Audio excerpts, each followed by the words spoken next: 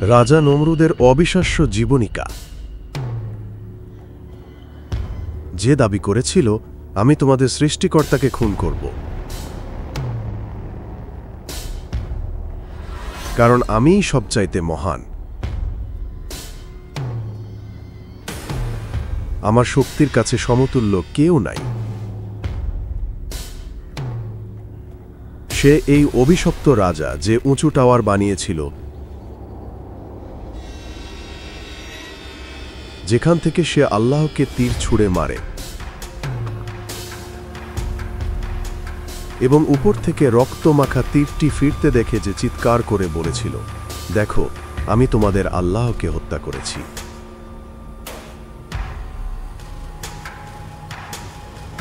কিন্তু আল্লাহ তাকে কেন এমনটা বিশ্বাস করতে দিয়েছিলেন?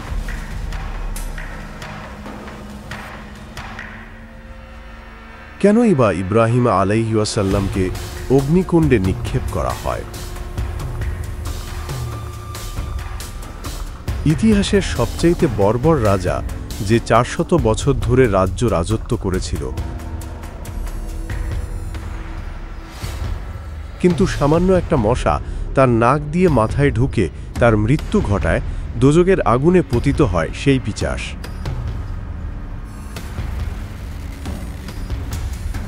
আমরা এই গল্প শুনব আজকের ভিডিওতে। ভিডিওটি শুরু করার আগে আপনাদের কাছে একটা অনুরোধ, ভিডিওটিকে একটি লাইক দিন এবং শেয়ার করুন, তাহলে আরও মানুষ বিষয়টি জানতে পারবে।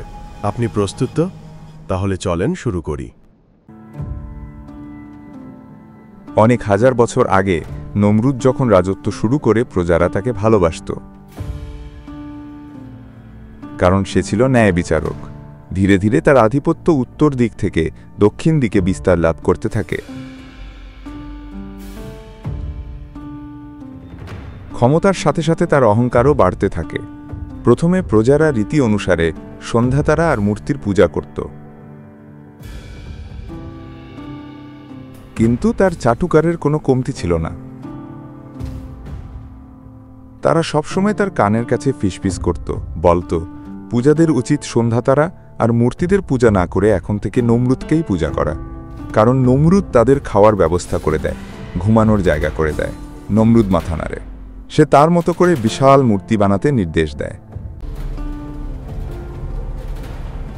চাটুকারেরা গ্রামবাসীর কাছে প্রচার করে দেয়, এখন থেকে যেন সবাই নমরুদের পূজা করে।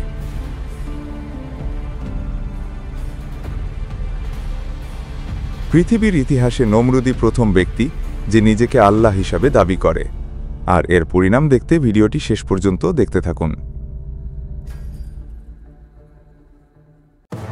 কে এই নমরুদ? জানা যায় তার আসল নাম নারামসিন। সেই ব্যাবিলন শহর স্থাপন করেছিল। তার বাবার নাম ছিল কুশ এবং দাদার নাম হ্যাম। বিশেষ করে হ্যাম শাসকরা ছিল অনেক অত্যাচারী। রাজ্য জয় করা ছিল তাদের নেশা। তারা ব্যাবিলন থেকে শুরু করে লিবিয়া, আরব, ইজিপ্ট এবং ইন্ডিয়া পর্যন্ত শাসন চালায়। নমরুদ ছিল অ্যাস্ট্রোলজিস্ট। অনেকের মতে সে পশুদেরকেও নিয়ন্ত্রণ করতে পারত। তার বউয়ের নাম ছিল সেমিরামিস। মানুষ নমরুদের পাশে পাশে সেমিরামিসকেও পূজা করত। নমরুদ একটা বড় মন্দির বানায় এবং এটা ভর্তি মূর্তি ছিল। সেই সময় মানুষ বিশ্বাস করত মূর্তিগুলো তাদের জন্ম, মৃত্যুসহ সবকিছু নিয়ন্ত্রণ করে। তারা মূর্তির পাশাপাশি সন্ধে তারা বা সূর্যকেও পূজা করত। তারা মূর্তিগুলোকে রক্ষা করত, খাওয়া দিত, উপহার দিত।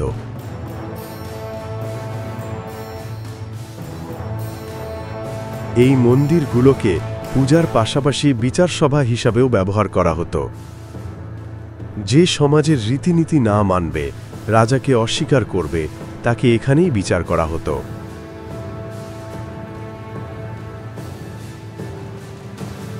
কাউকে পাথর নিক্ষেপ করা হতো, কাউকে চাবুক দিয়ে প্রহার করা হতো, কাউকে আবার অগ্নিকুণ্ডে নিক্ষেপ করা হতো।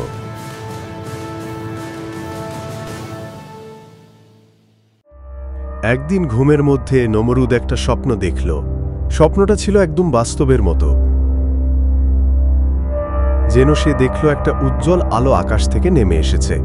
এটা এত উজ্জ্বল ছিল যে একে সূর্যের চাইতেও উজ্জ্বল মনে হচ্ছিল। সে ঘুমের মধ্যেই ঘেমে ভিজে গেল।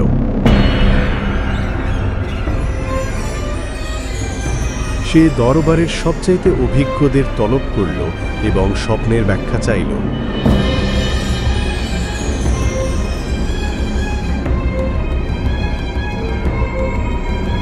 তারা যা বলল সেটা শুনে নমরুদের ঘুম হারাম হলো। তারা কি বলল সেটা শোনার জন্য ভিডিওটি দেখতে থাকুন। তারা বলল, এই শহরে একটা ছেলে শিশু জন্মগ্রহণ করতে যাচ্ছে। সে বড় হয়ে আমাদের ধর্মকে পাল্টে দিবে এবং নমরুদকে হত্যা করবে। শুনে নমরুদ আদেশ করল, শহরে যত বাচ্চা জন্মাবে তাদেরকে যেন সাথে সাথে হত্যা করা হয়। অল্প দিনের মধ্যে অনেক নিষ্পাপ শিশুকে হত্যা করা হলো।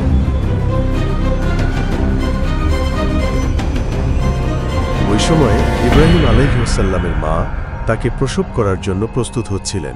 ইব্রাহিম আলাইহিওয়াসাল্লামের বাবা নমরুদের রাজ্যসভায় কাজ করতেন। তার নাম ছিল আজহার। ইব্রাহিম আলাইহিওয়াসাল্লামের মা খুব চিন্তিত হয়ে উঠলেন। অনেক চিন্তার পরে তিনি তার স্বামীকে মন্দিরে গিয়ে তার জন্য দোয়া করতে বললেন এবং জানালেন যদি সে কোনো ছেলে শিশু জন্মগ্রহণ করে সে তাকে খবর দিবে যেন আজহার নিজ হাতে রাজাকে তার সন্তানকে হত্যা করার জন্য তার হাতে তুলে দিতে পারে। এতে করে সে রাজার আরও আস্থাভাজন হতে পারবে। আসলে এটা ছিল একটা কৌশল। যখন আজহার মন্দিরে গেল, ইব্রাহিমের মা তাকে জন্ম দিলেন এবং তাকে একটা গুহায় লুকিয়ে রাখলেন। আল্লাহর অসীম রহমতে আজহার বিষয়টি নিয়ে আর বিশেষ কোনো কথা বললেন না। ইব্রাহিম আলাইহিওয়াসাল্লাম গুহাতেই বড় হতে থাকে। জিব্রাইল আলাইহিওয়াসাল্লাম সময় সময় এসে ইব্রাহিম আলাইহিওয়াসাল্লামকে বেহেশতি খাওয়া দিয়ে যেতেন।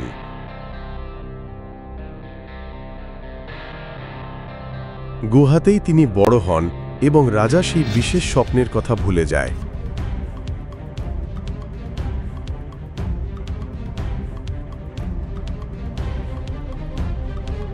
ইব্রাহিম আলাইহিওয়াসাল্লাম বড় হবার পরে গুহা থেকে বের হন। তখন তার বাবা আজহার প্রথম জানতে পারে ইব্রাহিম তারই সন্তান। তিনি বিষয়টি চেপে যান। বিভিন্ন বর্ণনা অনুসারে ইব্রাহিম আলাইহিওয়াসাল্লাম দেখতে খুব সুন্দর ছিলেন, কিন্তু তিনি যখন পূর্ণাঙ্গ বয়সের হন তখন তার বাবাকে মূর্তি পূজা করতে দেখে তিনি খুব বিরক্ত হতেন।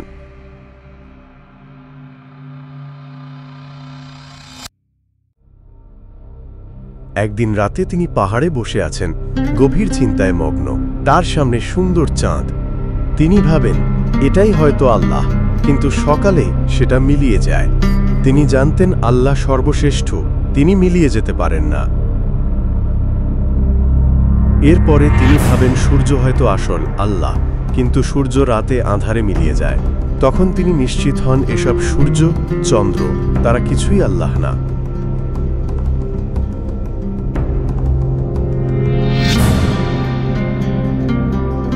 তিনি মানুষের সাথে কথা বলতে থাকেন, তার মনের ভাবনা শেয়ার করেন সবার সাথে। তাদের আল্লাহর একত্ববাদ সম্পর্কে শিক্ষা দিতে থাকেন। তিনি তাদের মনকে প্রশ্ন করতে বলেন, এই যে তারা প্রাণহীন মূর্তি পূজা করে, তাদের কি আসলেই মানুষের ভালো বা খারাপ কিছু করার ক্ষমতা আছে? এসব প্রশ্ন শুনে মানুষ তাকে পাগল মনে করতে থাকে এবং আস্তে আস্তে তাকে তারা এড়িয়ে চলা শুরু করে।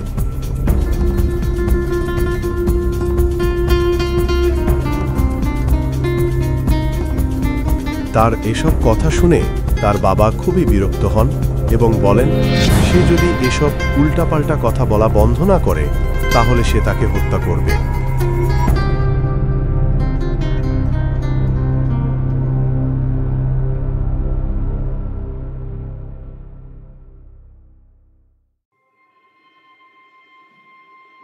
ইব্রাহিম আলাইহিওয়াসাল্লাম খুব ভদ্রভাবে আল্লাহর কাছে প্রার্থনা করল যেন তার বাবা গোমরাহি থেকে মুক্ত হয়ে আলোর পথে আসে।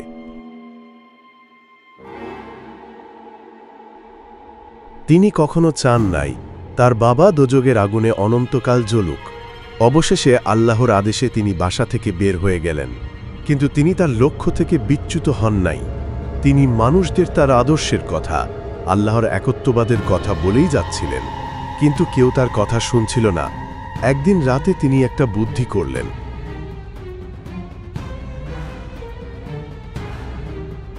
কিছুদিনের মধ্যেই একটা মেলায় অংশ নিতে শহরের সব মানুষ গ্রামে যাবে।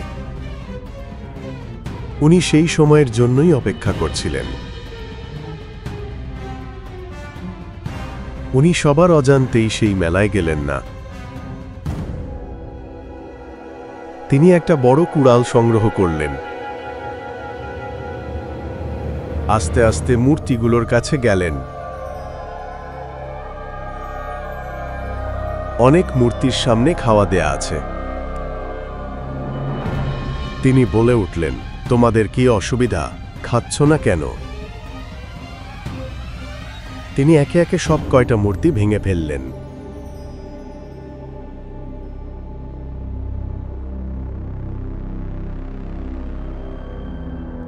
শুধু বড় একটা মূর্তির কাঁধে কুড়ালটা ঝুলিয়ে রাখলেন। একসময় সবাই মেলা থেকে ফিরে আসলো। মন্দিরে ঢুকেই তাদের মাথা নষ্ট হবার উপক্রম হয়। তারা ভাবতে লাগল, কে এই ক্ষতি করল?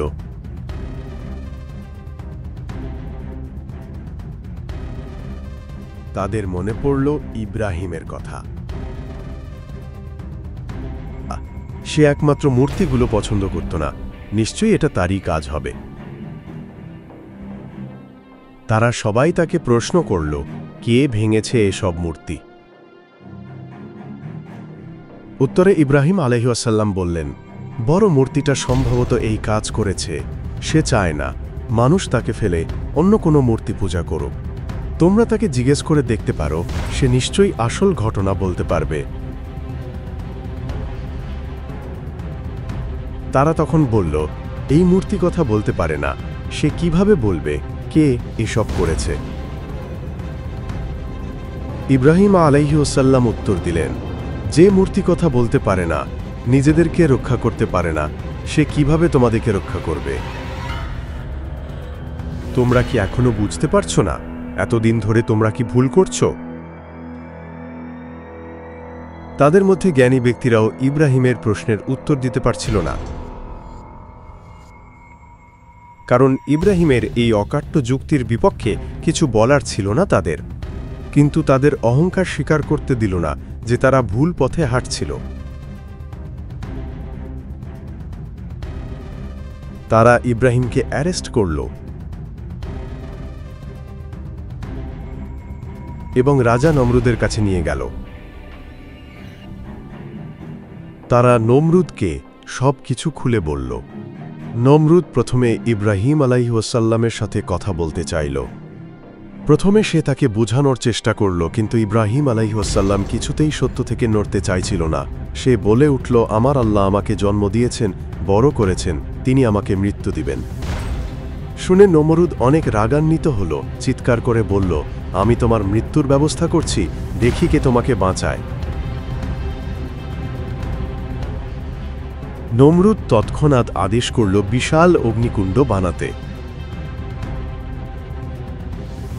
তার লোকজনেরা ব্যস্ত হয়ে গেল। তারা 50 ফিট উঁচু শুকনা কাঠ এনে জড়ো করল। এতে আগুন লাগানো হলো। ইব্রাহিম আলাইহিস সালামকে নিক্ষেপ করার জন্য জোগাড় করা হলো ক্যাটাপাল্ট। ফেরেশতারা ইব্রাহিমের জন্য এসে দোয়া শুরু করলেন। একজন ফেরেশতা এসে বলল, আমি চাইলে বাতাস দিয়ে আগুন নিভিয়ে দিতে পারি। তিনি বললেন, আল্লাহর ইচ্ছা হলে আল্লাহই আমাকে সাহায্য করবেন। অন্য এক ফেরেশতা এসে বলে, আমি বৃষ্টি দিয়ে আগুন নিভিয়ে দেই। ইব্রাহিম আলাইহিস সালাম রাজি হলেন না।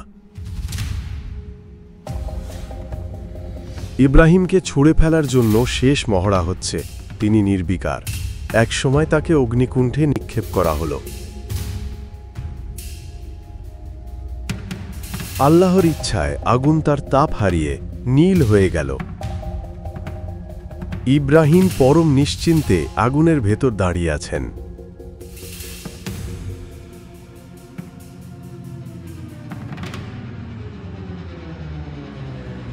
নমরুদ প্রথমবারের মতো অপমানিত হল। সে বলল, তোমার আল্লাহকে ডাক দিয়ে নিয়ে এসো, আমার বাহিনী তার সাথে যুদ্ধ করবে। রাগে সে ফুঁসতে থাকল। সে একটা বড় টাওয়ারে উঠল, হাতে তীর ধনুক।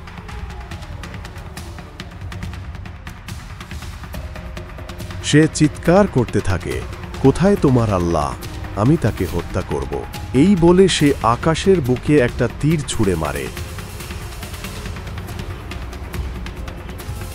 কিছুক্ষণ পরে তীরটি নিচে ফিরে আসে, রক্তমাখা।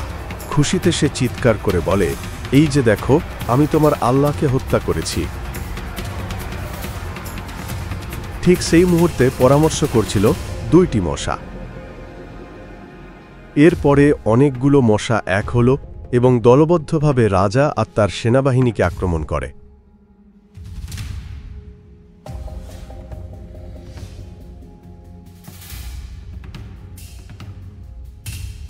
সেনাবাহিনী ছত্রভঙ্গ হয়ে পড়ে।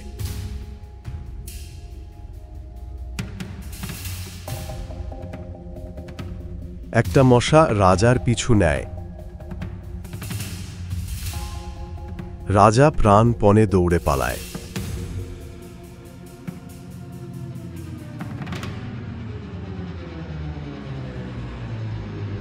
প্রাসাদের ভিতর ঢুকে দরজা লাগিয়ে দেয়।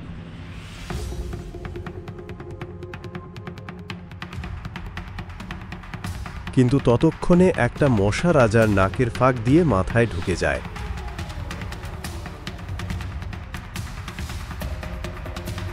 রাজা যন্ত্রণায় দেয়ালে মাথা ঠুকতে থাকে। সে তার মন্ত্রীকে তার মাথায় আঘাত করতে বলে। যন্ত্রণা কিছুতেই কমে না। একসময় সামান্য মশার কাছে হার মেনে নমরুদকে মৃত্যুর কোলে ঢলে পড়তে হয়। এত বড় রাজা, এত বড় বাহিনী সামান্য মশার হাতে ছিন্ন ভিন্ন হয়ে যায়। এভাবে সমাপ্ত হয় এক নরপিশাচের রাজত্ব। আল্লাহ এভাবেই অহংকারীকে সামান্য মশা দিয়েই ধ্বংস করতে পারেন। ইব্রাহিম আলাইহিসসালামের জীবনের আরও অনেক চমকপ্রদ কাহিনী আছে, আমরা অন্য কোনো পর্বে আলোচনা করব ইনশাআল্লাহ। ভিডিওটা যদি আপনার ভালো লাগে একটা লাইক দিন